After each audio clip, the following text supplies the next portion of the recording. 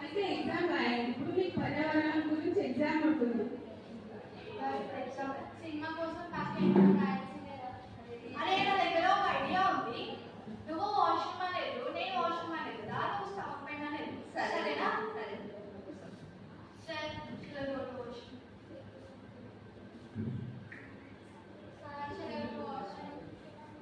అయ్యో sudden sudden ఏంటి నాకు కడుపులో నొప్పి లేస్తుంది. అయినా ముగ్గురు ఒకటేసారి వస్తుంది. వెళ్ళి మూసుకొని ఎగ్జామ్ అయిపోండి, వెళ్ళండి.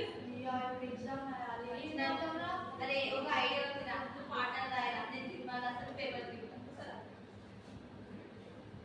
అడిషనల్ షీట్ తీసుకోండి.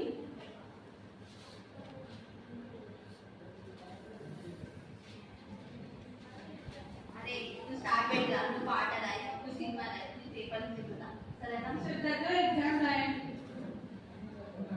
సార్ అడిషనల్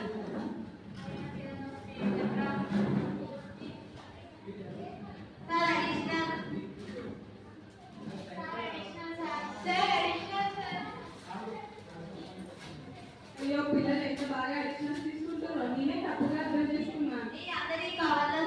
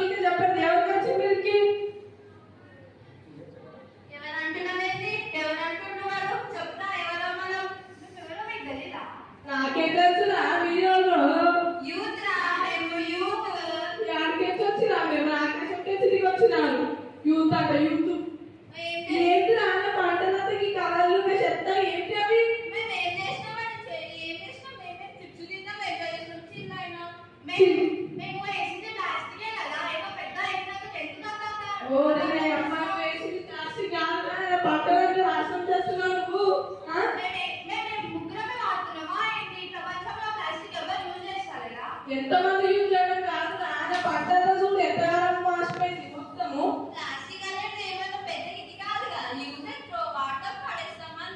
అవునా ప్లాస్టిక్ వాళ్ళు ఏం కాదు అడుగురా, ఎక్కడైనా చూడండి.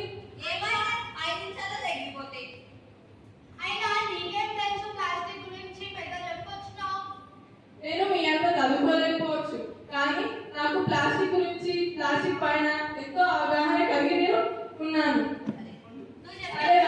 నేను మీ అంత చదువుకోలేని అంటున్నారు కదా, మరి సరే మీరు ముక్కలు ప్లాస్టిక్ గురించి చెప్పండి.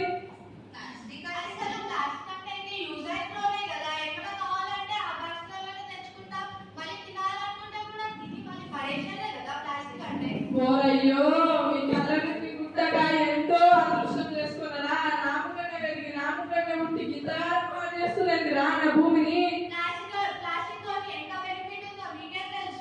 ప్లాస్టిక్ తోటి బెనిఫిట్ చూడక ఈ ప్లాస్టిక్ అనేది ఇప్పటిప్పుడు సంతోషాన్ని ఇస్తుంది.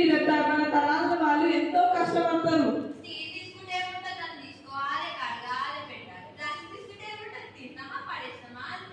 నీ కొడుక